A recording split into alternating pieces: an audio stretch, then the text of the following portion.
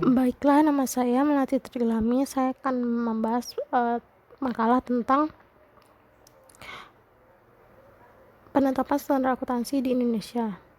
Pembahasan yang pertama adalah apa yang dimaksud dengan regulasi aktivitas ekonomi. Regulasi aktivitas ekonomi adalah regulasi berguna untuk melindungi individu yang berada pada posisi yang kurang menguntungkan karena informasi asimetri. Jika tindakan material dan informasi orang dalam dapat diamati secara bebas oleh semua pihak, maka tidak perlu dilindungi individu dari konsekuensi informasi kerugian. Dan selanjutnya adalah terdapat dua jenis informasi yang dimiliki oleh manajer. Yang pertama adalah proprietary information, di mana informasi yang akan dirilis akan secara langsung berpengaruh terhadap informasi khas di masa depan. Kedua adalah jenis non-proprietary information. Ini adalah kebalikan dari informasi proprietary information, yang dimana jika informasi tersebut dirilis maka tidak berdampak terhadap arus kas masa yang akan datang.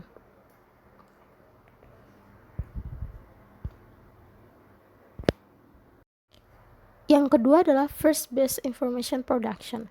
Maksudnya adalah jumlah produksi informasi yang benar secara sosial, atau yang terbaik adalah jumlah yang menyamakan manfaat sosial marginal dari produksi informasi dengan biaya sosial marginal dari produksi informasi tersebut.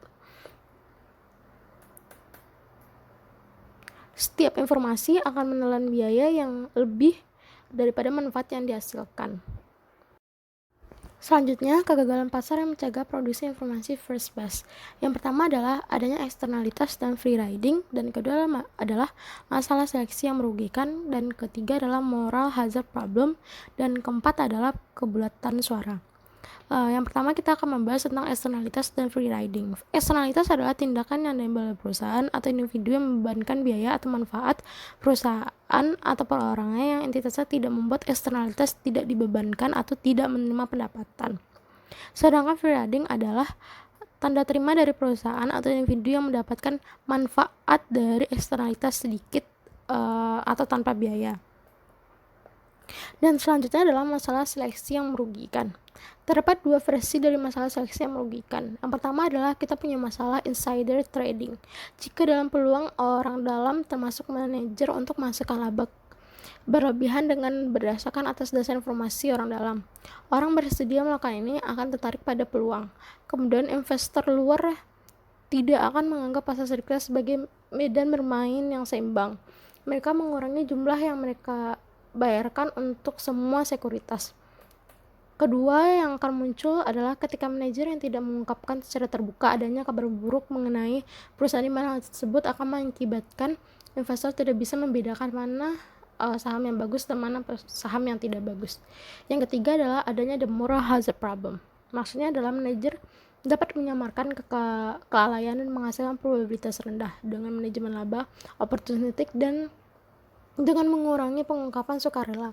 Dengan demikian, terlepas dari manajerial pasar tenaga kerja dan kontrak insentif, investor juga akan khawatir tentang moral hazard dan manajemen laba. Dan keempat adalah kebulatan suara. Maksudnya adalah karakteristik ekonomi pasar yang tidak berfungsi dengan baik adalah kurangnya kebulatan suara yang berasal dari efek seleksi yang merugikan dan moral hazard. Jika pasar bekerja dengan baik, pemegang saham akan secara bulat mendukung manajer untuk memaksimalkan nilai pasar perusahaan.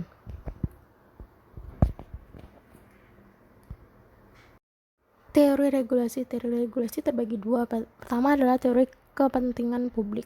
Teori kepentingan publik adalah teori tentang regulasi secara implisit dan pengujian standar. Teori ini menunjukkan bahwa regulasi adalah respon terhadap permintaan publik untuk koreksi kegagalan pasar. Dan yang kedua adalah teori kelompok kepentingan. Maksudnya ini adalah pertimbangan industri manufaktur. Sebagai contoh, perusahaan-perusahaan dalam industri dari kelompok kepentingan yang jelas seperti halnya pelanggan, perusahaan dan tenaga kerja terorganisir.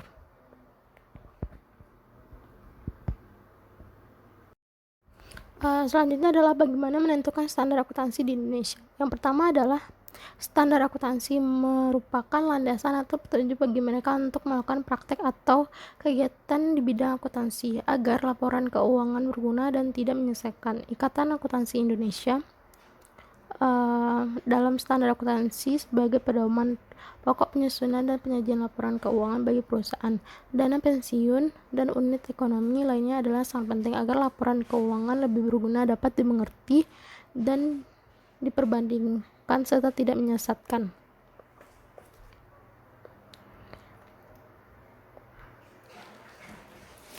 Selanjutnya adalah penentuan standar akuntansi dilakukan dengan prinsip akuntansi menurut IAI 2001.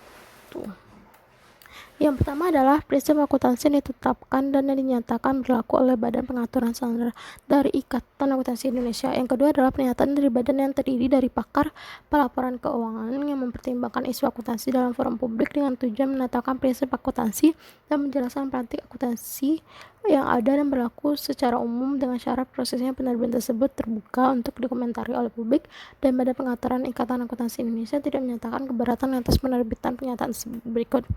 Pernyataan dari badan yang terdiri dari pakar pelaporan keuangan yang mempertimbangkan isu akuntansi dalam forum publik dengan tujuan menginterpretasikan atau menetapkan prinsip akuntansi atau menjelaskan praktik akuntansi yang berlaku, atau menyatakan tersebut pada butir B. Penerbitannya tidak perlu dinyatakan keberatan dari Badan Peraturan Standar Ikatan Akuntansi Indonesia, tapi belum pernah secara terbuka dikomentari oleh publik. Keempat adalah praktik atau pernyataan resmi yang secara luas diakui sebagai berlaku umum karena mencerminkan praktik yang lazim dalam industri tertentu atau penerapan dalam keadaan khusus dari pernyataan yang diakui sebagai berlaku, atau penetapan standar akuntansi internasional atau standar akuntansi berlaku umum di wilayah lain yang menghasilkan penyajian substansi transaksi secara lebih baik.